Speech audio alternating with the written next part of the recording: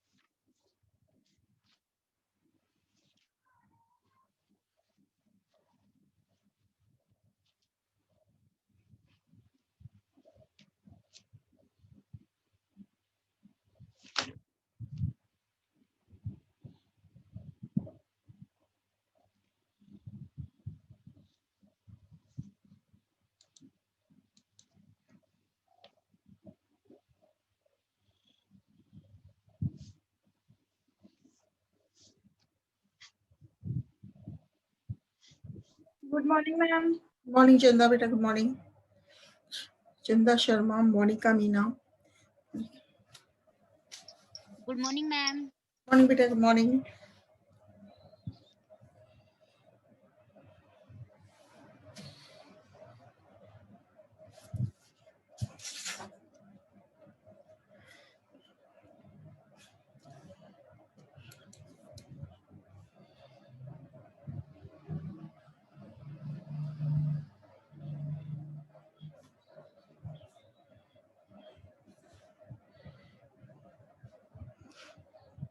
निकिता शर्मा आ गए.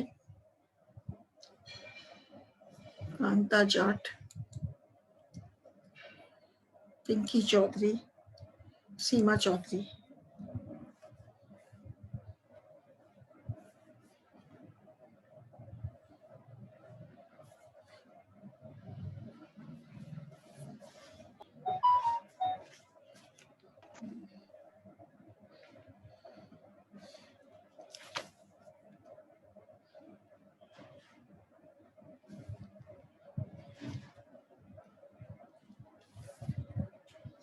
Good morning, ma'am. Morning बेटा. पिंकी चौधरी, सीमा चौधरी, कांता जाट. ठीक है बेटा, ये आ गया.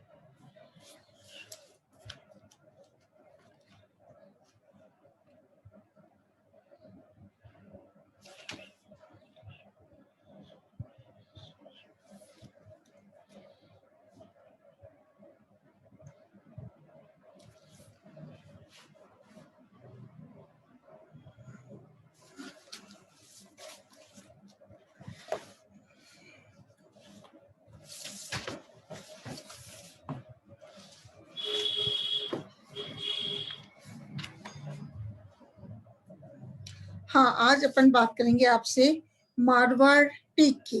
मारवाड़ टीक जिसे कि रोहेड़ा कहते हैं, और रोहेड़ा का बॉटनिकल नेम, वानस्पतिक नेम क्या है?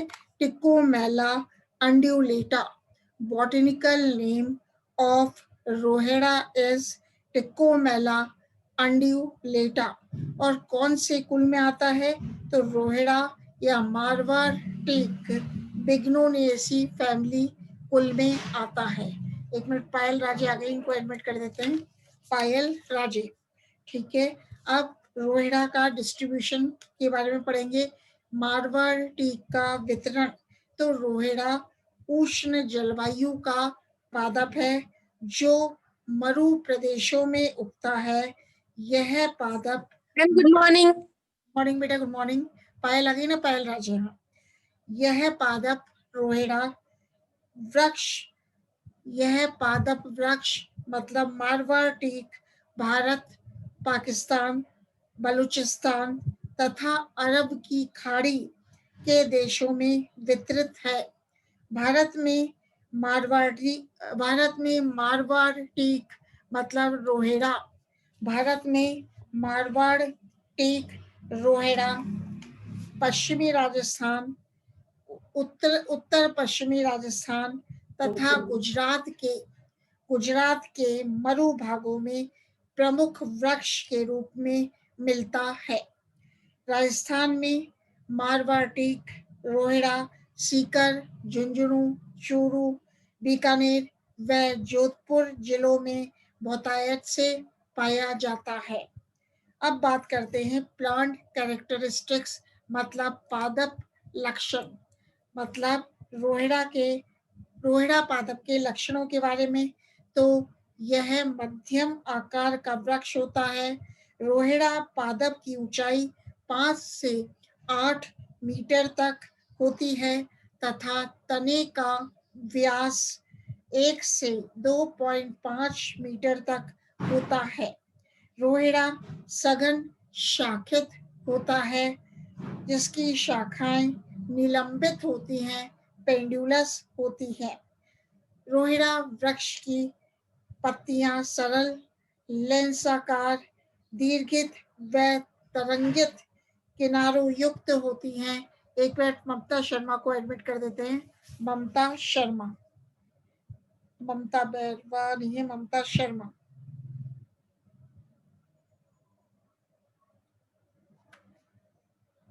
ममता शर्मा और सुमन चौधरी बायो।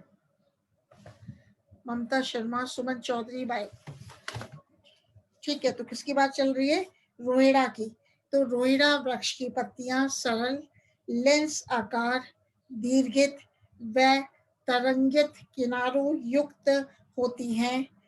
रोहिड़ा पादप के पुष्प पीले या नारंगी रंग के, केसरिया रंग के तथा बड़े व आकर्षक होते हैं। पुष्पक्रम शीर्षस्थ, ससीमाक्ष तथा फल दीर्घित कैप्सूल होता है। पादप धीमी वृद्धि करता है, जिससे 20 से 25 वर्ष की आयु के कारण काष्ठ प्राप्त की जाती है। राजस्थान में रोहिड़ा का पादप राजस्थान में रोहिड़ा पादप स्वतः ही उगता है, स्वतः ही उगता है। इसका प्रवर्धन नहीं किया जाता है। अब बात करते हैं काष्ठ के लक्षण, properties of wood of Marwar teak. Properties of wood of Marwar teak. एक बार मनीषा शर्मा को एडमिट कर देते हैं और पूजा मीना को। मनीषा शर्मा,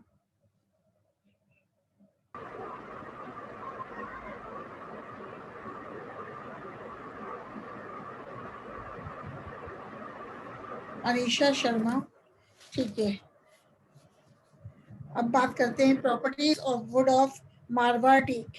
रस काष्ठ सैप वुड सफेद बाह्य परत के रूप में होता है तथा अंतः काष्ठ हार्ड वुड केंद्रीय हल्के भूरे रंग की तथा धारियों युक्त होती है।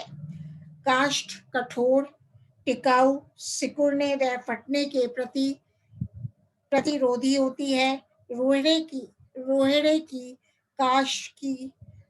की काष्ठ को एयर सीजन वायु संशोधित किया जाता है, जिसमें इसके लंबे पतले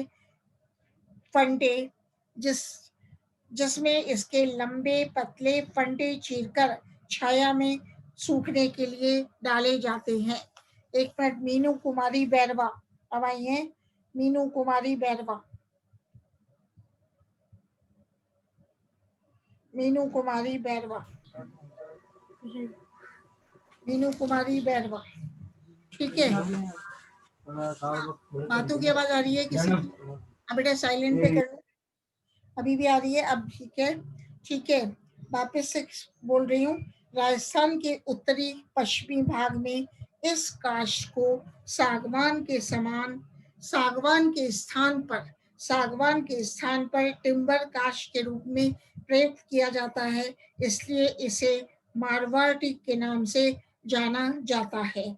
तो रोहिड़ा की काष्ठ कठोर, टिकाऊ, सिकुड़ने व फटने के प्रति प्रतिरोधी होती है।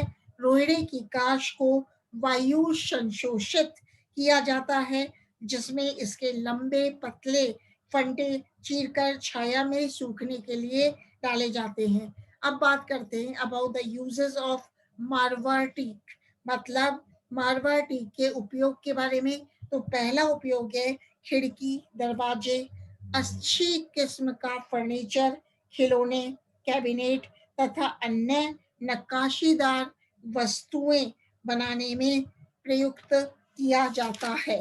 दूसरा यूज है गाड़ियों, बैलगाड़ी, घोड़ा गाड़ी के पहिए, चारपाइयाँ तथा विभिन्न कृषि यंत्रों के हत्थे बनाने में इसे प्रयुक्त किया जाता है। तीसरा यूज है रोहिड़े। मारवाड़ टीक की पत्तियां चारे के रूप में पशुओं को खिलाई जाती हैं। पादप की छाल तथा बीज औषधि में प्रयुक्त किए जाते हैं।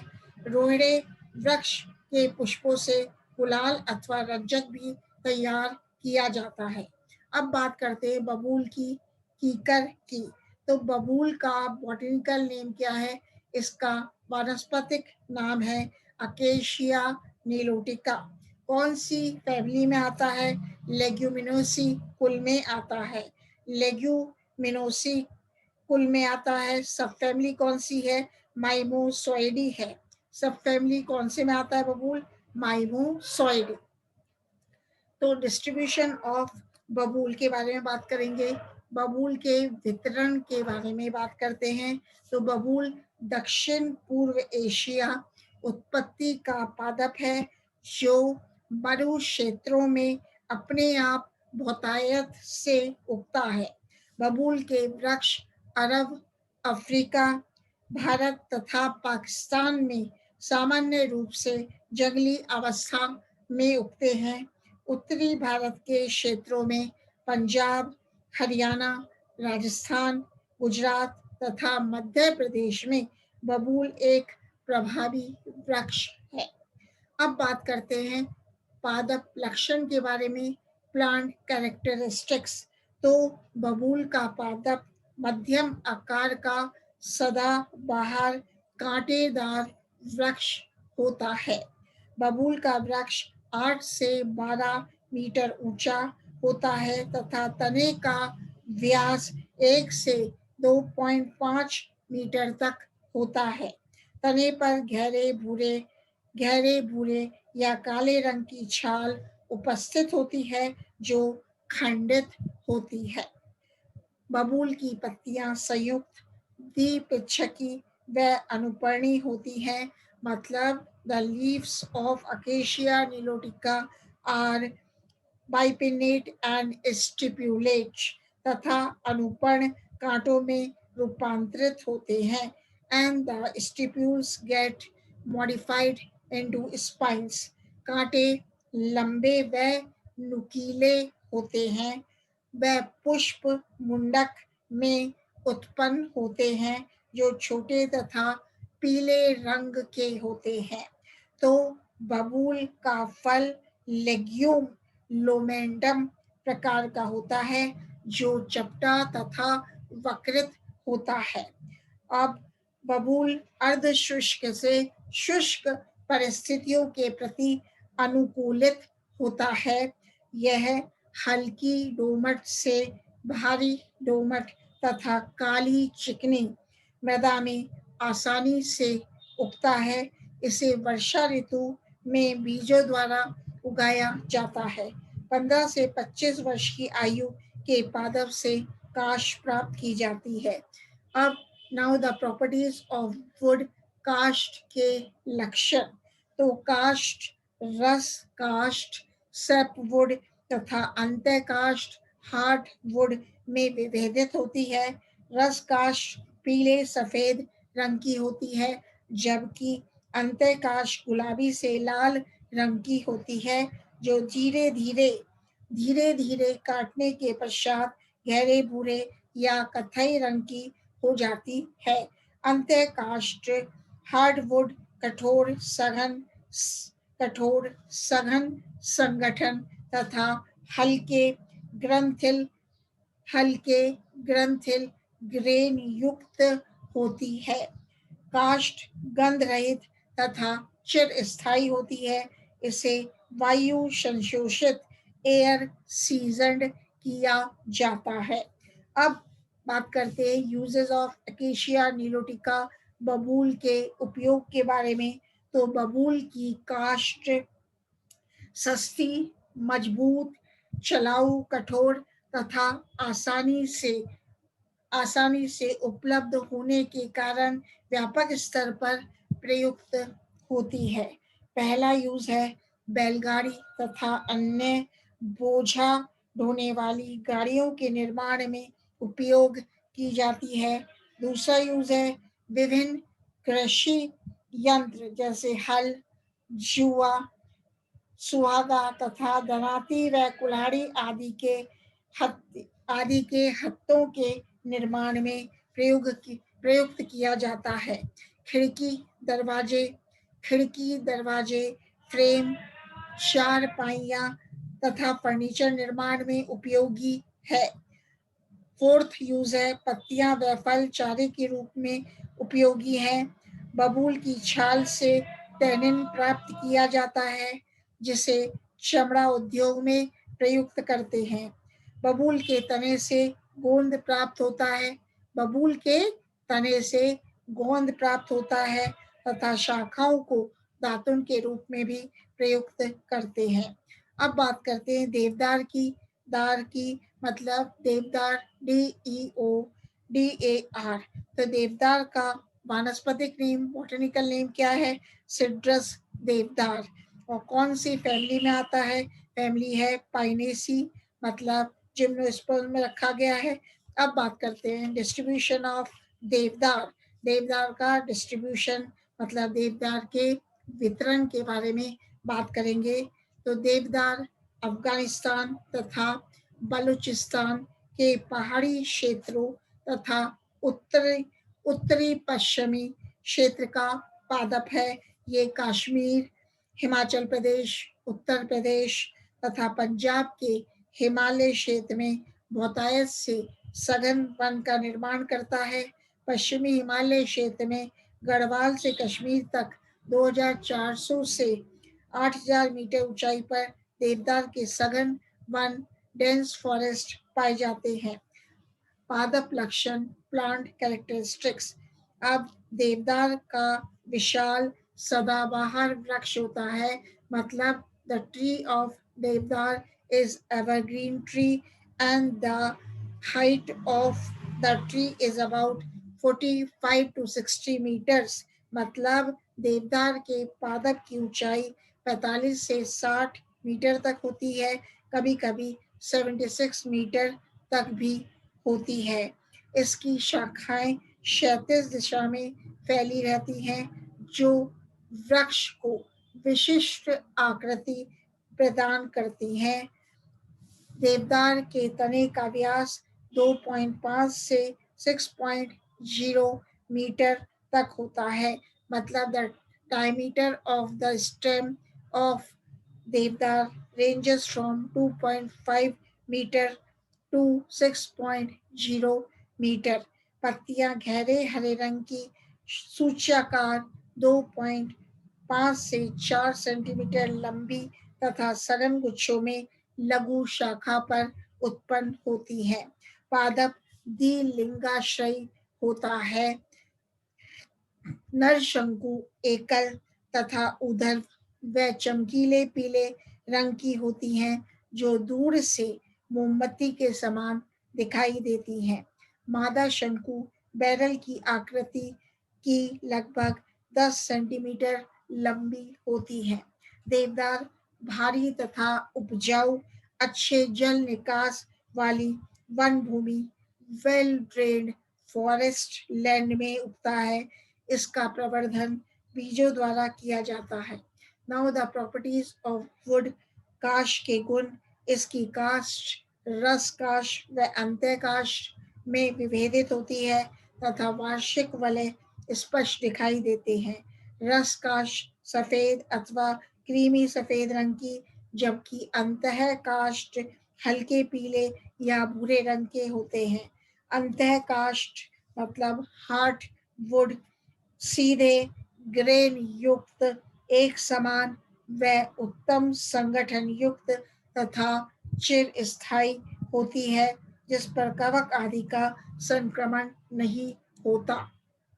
देवदार की काष्ठ अछिद्रित नॉन पोरस होती है, इसलिए नरम काष्ठ सॉफ्ट वुड कहलाती है।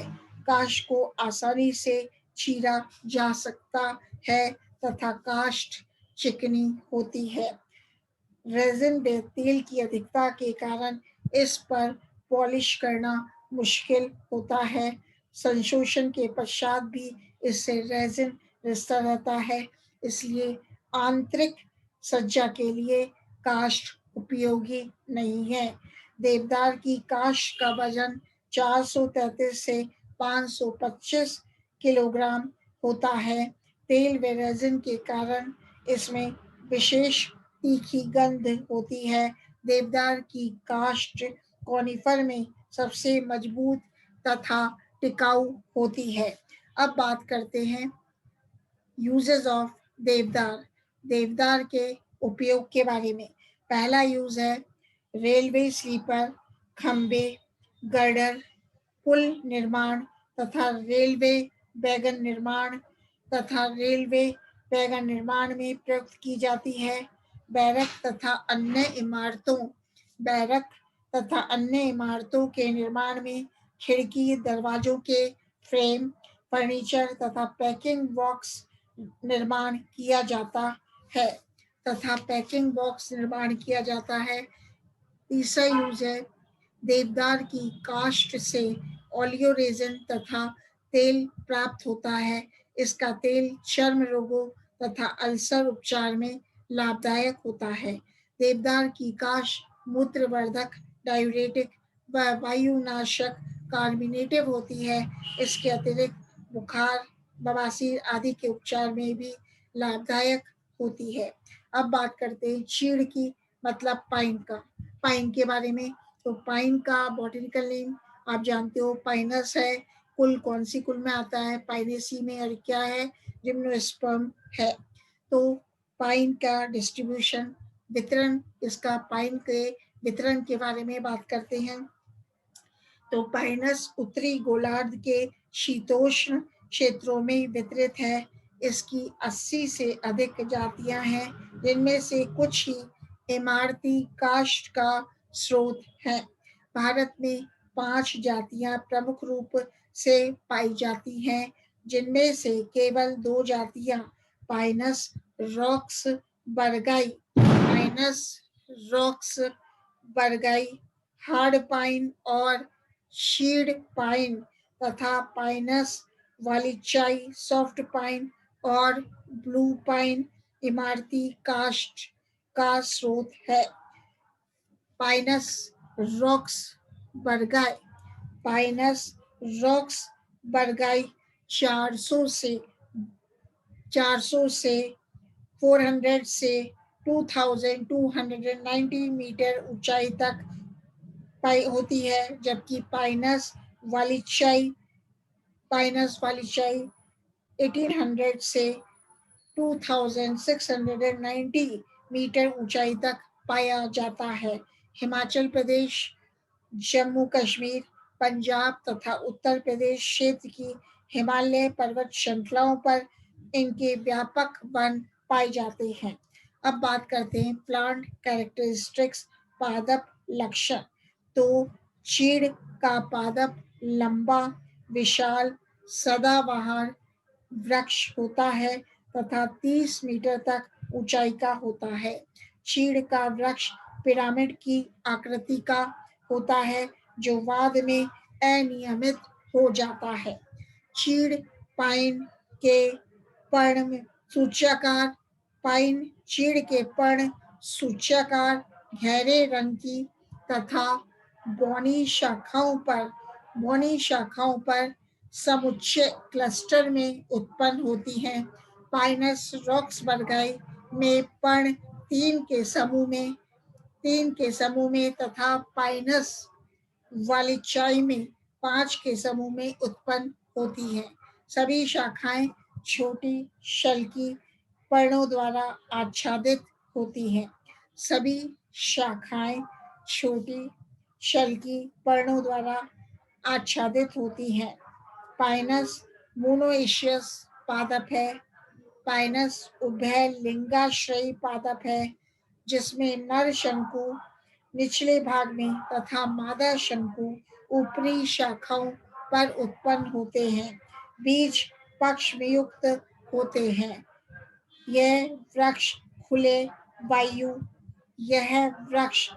वायु निर्गमित स्थानों पर, जहाँ सूर्य की किरणें सीधी पड़ती हैं, अच्छी वृद्धि करता है।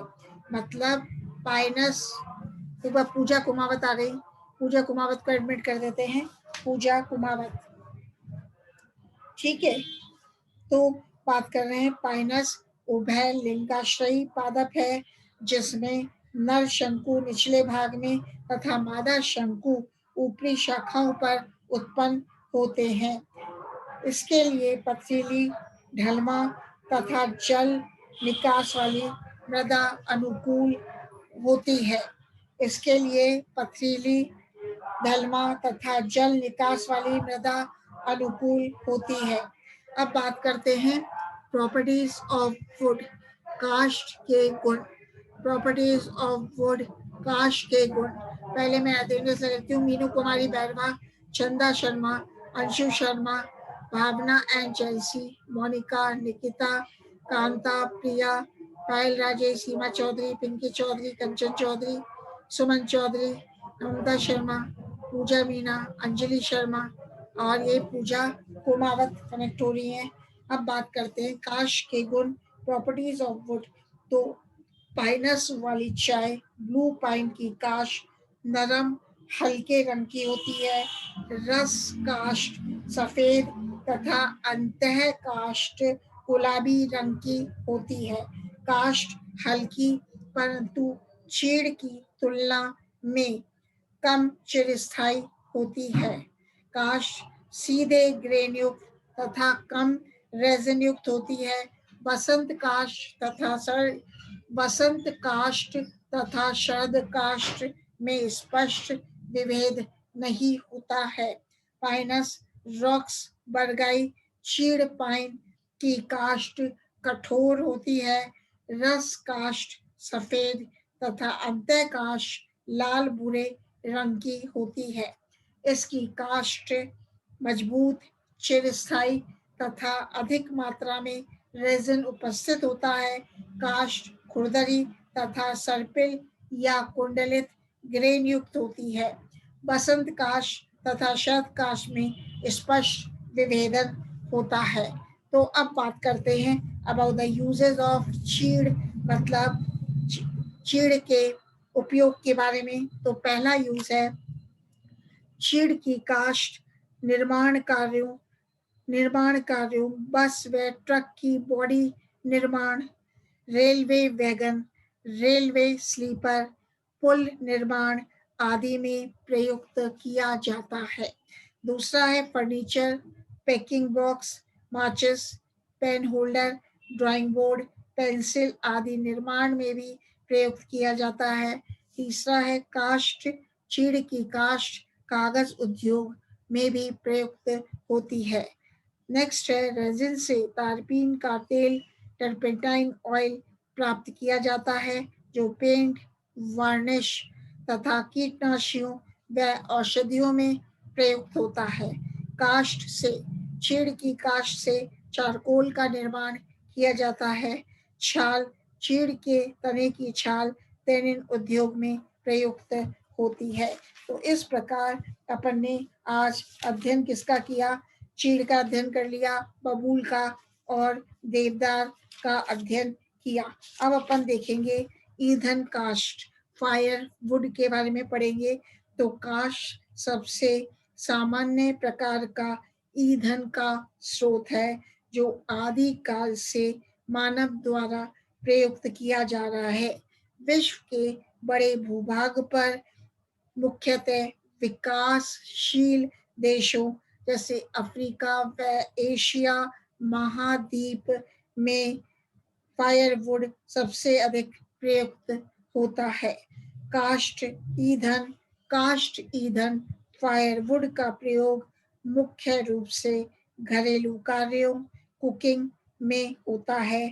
इसके अतिरिक्त चाय स्टॉलों, टी स्टॉल्स तथा शव दाह क्रिया, क्रीमेशन तथा कुछ छोटे कारखानों आदि में भी काष्ठ ईंधन का उपयोग होता है।